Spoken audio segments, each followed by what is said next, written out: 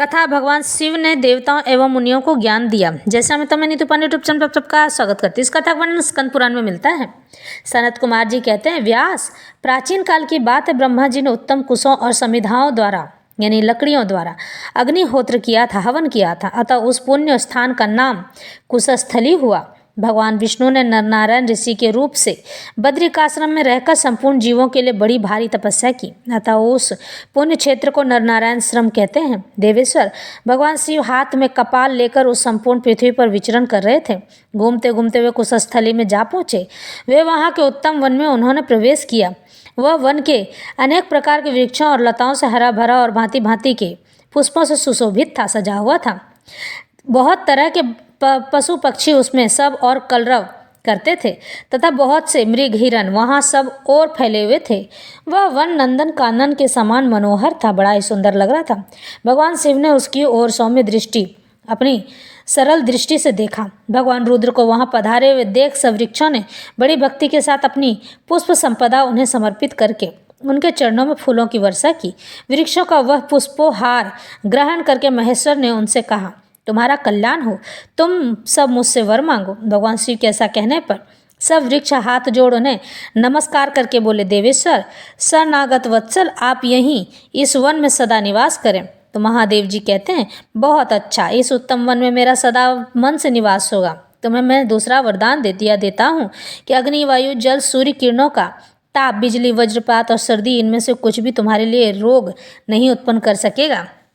इस प्रकार भगवान शिव ने वहाँ के वृक्षों को अनुग्रहित किया, यानी कि उन्हें वरदान दिया, और 1 वर्ष तक वहीं रहकर कपाल को पृथ्वी पर फेंक दिया। यह जानकर भगवान ब्रह्मा जी देवता और दैत्यों के साथ उस वन स्थली को गए जहाँ भगवान वृषध्वज यानी भगवान शिव विराजमान थे।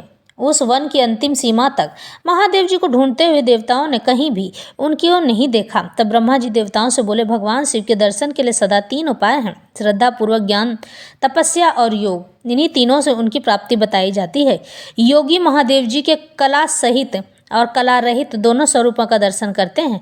तपस्वी केवल कला युक्त रूप और ज्ञानी केवल निष्फल रूप का दर्शन पाते हैं। ज्ञान प्रकट होने पर भी जिसकी श्रद्धा मंद है वह भगवान का दर्शन नहीं पाता है। पराभक्ति से युक्त योगी पुरुष उन परमात्मा का साक्षात्कार करते हैं। अतः मन, वाणी और क्रिया द्वारा भगवान महेश्वर की आराधना में निरंतर संलग्न हो तुम सब लोग तपस्या करो। देवता बोले, ब्राह्मण, आप हम सब लोगों को ऐसी दीक्षा दीजिए जो भगवान शिव को संतुष्ट करने वाली हो। तो ब्रह्मा जी ने कहा, देवताओं, तुम शिव यज्ञ के लिए यहाँ पर्याप्त सामग्री ले आओ और इस स्थान यज्ञ की वेदी बनाओ। उसी पर अष्टमूर्ति शिव का यजन पूजन किया जाएगा। ब्रह्मा जी का यह वचन सुनकर देवताओं ने सब कुछ उनके कथानुसार किया, उनके कहने के अनुसार किया। उन्होंने विनय युक्त वेश में आकर ब्रह्मा जी के चरणों में प्रणाम किया और वे निष्पाप देवता उनका अनुसरण, उनकी आज्ञा का पालन करने लगे। भगवान शिव का प्रसाद प्राप्त करने के लिए ब्रह्मा जी ने विधि पूर्वक चंद्रशेखर का शिव जी का यजन किया। फिर अनुग्रह पूर्वक संपूर्ण देवताओं को व्रतों में श्रेष्ठ दिव्य पाशुपात व्रत का उपदेश किया। विरोध भाव को भुला देने वाले भगवान ब्रह्मा जी ने स्वयं ही देवताओं को वह दीक्षा दी। महापशुपत व्रत का वर्णन शिव शाखा में जैसा किया गया है, शास्त्रों में उसकी वैसी विधि बताई गई है और जैसे आचार व्यवहार की शिक्षा दी गई है, उसके सहित वह शैव व्रत देवताओं को बताया जाए। वह व्रत पापों और दुखों का नाश करने वाला, पुष्टि और बल को बढ़ाने वाला, सिद्धिदायक, सुयश बढ़ाने वाला यानी यश, कीर्ति, मान सम्मान बढ़ाने वाला, मन को प्रिय लगने वाला तथा कली युग के समस्त पापों से छुटकारा दिलाने वाला है। इस व्रत को धारण करने वाले मनुष्यों को भस्म स्नान करते हुए एकाग्र चित्त, जितेंद्रिय, शांत और दांत दमनशील भाव से रहना चाहिए तथा कमंडलू धारण करना, रुद्राक्ष पहनना तथा अशुभ दर्शन, असत, आलाप और आसक्ति आदि से रहित होकर रहना चाहिए। ब्रह्मा जी की आज्ञा से सब देवताओं ने इसी प्रकार व्रत धारण करके उस वन में उमापति महादेव जी की आराधना की। वे सभी पराभक्ति से युक्त हो उत्तम विधि का पालन करते हुए दीर्घ काल तक भगवान का ध्यान करते रहे। रुद्र के ध्यान की अग्नि से उनके समस्त पाप दग्ध हो गए, नाश हो गए। वे अपूर्व शोभा एवं दीप्ति से संपन्न हो गए। तब भगवान शंकर ने देवताओं के पास जाकर उन्हें प्रत्यक्ष दर्शन दिया। भगवान सदाशिव को प्रत्यक्ष देखकर देवताओं ने सृष्टि पालन और संहार करने वाले उन महेश्वर का इस प्रकार स्तवन किया। देवता बोले, गणों तथा नंदी सहित शांत स्वरूप भगवान शिव को नमस्कार है, जो धर्म स्वरूप ऋषि की पीठ पर यानी नंदी की पीठ पर चढ़कर होने वाले सौम्य स्वरूप शक्ति एवं शूल धारण करने वाले हैं। उन्हें नमस्कार है। दिशाएं तथा व्याघ्र चर्म आदि ही जिनके वस्त्र हैं, जिनका चित्त परम विशुद्ध और तेज अत्यंत सुदूषा है, जो ब्रह्म स्वरूप है। ब्रह्मा जिनका शरीर है, तो जो ब्रह्मा जी के द्वारा भक्तानुग्रह के कार्य में लगाए जाते हैं, उन भगवान शिव को बारंबार नमस्कार है। अंधकासुर का नाश करने वाले रुद्र को नमस्कार है। संपूर्ण देवताओं के स्वामी भगवान शिव को बार बार नमस्कार है। इस तरह से हम मन, वाणी और शरीर और भावन से आपकी शरण में आए हैं और आप हमारी रक्षा कीजिए। सनत कुमार जी कहते हैं, ब्रह्मा आदि देवताओं के द्वारा इस प्रकार स्तवन किए जाने पर महादेव जी ने कहा, महाभागगण, तुम सब ने मेरे दर्शन की इच्छा से बहुत ही श्रद्धापूर्वक मेरा आराधन किया है, अतः मैं तुम्हें उत्तम वरदान दूंगा। देवताओं, तुम्हारे हित के लिए उज्जैनीपुरी में आकर मैंने कपाल को फेंक दिया है, अब तुम और क्या चाहते हो? देवताओं ने पूछा, देव, आपने यहाँ कपाल फेंककर हमारा कौन सा हित किया है? आपका यह कार्य निरर्थक नहीं हो सकता, अतः इस विषय में जो यथार्थ कारण हो उसे बताइए। महादेव जी ने कहा, तुम लोगों के हित के लिए मैंने तुम्हारे ऊपर आने वाले एक महान भय को टाला है। हम है नामक दैत्य, जो बहुत ही बलवान, योग माया का जानने वाला तथा असुरों का स्वामी था, बल के घमंड में आकर रसातल लोक को अपने वश में करके वहीं रहता था। उस दैत्य के बलवान सेवक तुम सब लोगों को तपस्या में स्थित जानकर यहाँ मारने के लिए आए थे। उन्होंने माया से अपने शरीर को छिपा रखा था। यहाँ कपाल के गिराने से जो अत्यंत भयानक शब्द हुआ है, उससे और पृथ्वी कांपने से उन सब दैत्यों के प्राण निकल गए हैं। उन दैत्यों ने संपूर्ण लोगों की सत्ता का विनाश करने के लिए उद्योग किया था। वे राज्य और ऐश्वर्य के दर्प से उन्मत्त हो उठे थे, इसलिए मैंने उनका वध किया है। देवता बोले, प्रभु, आप देवताओं के ऊपर बड़ी भारी कृपा करने वाले हैं। महादेव जी बोले, देवताओं, तुम्हारे इस तप से तथा दूसरा कष्ट से तुम्हारा तेज सब ओर से बढ़े और अधिक उत्कर्ष हो प्राप्त हो। देवादिदेव महादेव जी के ऐसा कहना पर ब्रह्मा आदि देवता पृथ्वी पर घुटने टेक कर ऊपर की ओर मुंह करके बोले, देवेश्वर, आप हमारे प्राणदाता हैं, कारण है। यानी कि सबने दंडवत प्रणाम किया। देव, तपस्या से ही आपका दर्शन होता है, आपके ध्यान में लगे हुए हम भक्तों की रक्षा कीजिए। महादेव जी बोले, देवताओं, मैंने यत्न पूर्वक तुम्हें प्रत्यक्ष दर्शन दिया है, अब तुम वर मांगो, मैं तुम्हें बहुत से वर दूंगा।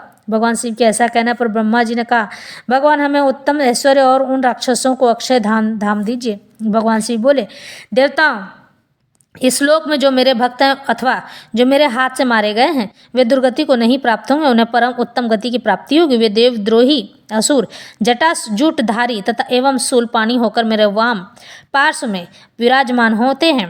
इन दैत्यों के निग्रह और आप लोगों के बोध के लिए मैंने इस भूतल पर कपाल को फेंका है। मेरी भक्ति की इच्छा रखने वाले भक्तों पर इस प्रकार मैंने अनुग्रह किया है।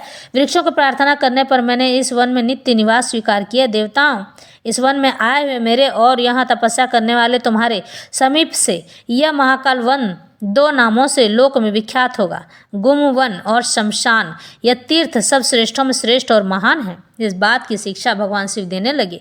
मैंने कपाल व्रतचर्या का वर्णन इस प्रकार किया है, कपाल पात्र में भोजन करे, कपाल व्रत को ही आभूषण की भांति धारण करे, हाथ में कपाल लिए सदा संतोष पूर्वक रहे और नियम पूर्वक भिक्षान का आहार करे, शमशान में निवास करे, समस्त प्राणियों के प्रति प्रसन्न है, प्रिय और अप्रिय की प्राप्ति में संभाव रखे, सब अंगों को भस्म से विभूषित करे, विशेषतः ज्ञानवान और जितेंद्रिय हो, सब प्रकार के आसक्तियों को त्याग दे, मिट्टी, भस्म और जल मात्र का संग्रह करे, सदा योग युक्त रहे, नित्य निरंतर जप करे, श्रेष्ठ आसन को जीते, पवित्र तीर्थ में आश्रम बनाकर रहे, धीरे धीरे इष्ट देव में चित्त को एकाग्र करे। यही लोकातीत उत्तम ज्ञान एवं महापशुपत व्रत है। पूर्व काल में कपाल व्रत का आश्रय लेकर मैंने स्वयं इसका पालन किया है। कपाल व्रत परम गोपनीय, पवित्र और पापनाशक है।